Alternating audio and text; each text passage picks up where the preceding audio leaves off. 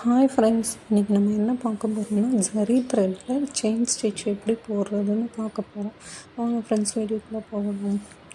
First வந்து நீடுக்கு எடுத்துக்கிட்டு உள்ளே குத்தி த்ரெட் எடுத்து மேலே எடுக்கணும்.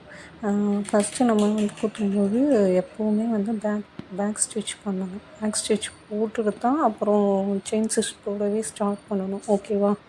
செயின் ஸ்டிச் போடும்போது நீடில் உள்ளே குத்தணும், த்ரெட் எடுக்கணும். மேலே எடுக்கும்போது ஆப்போசிட் சைடில் இருந்து எடுக்கணும். அப்படி எடுத்தால் தான் வந்து த்ரெட்டு வந்து மேலே வரும், இல்லாட்டி நீடில் மாட்டிக்கும். ஓகேவா? இப்போ வாங்க வீடியோ போய் பார்க்கலாம்.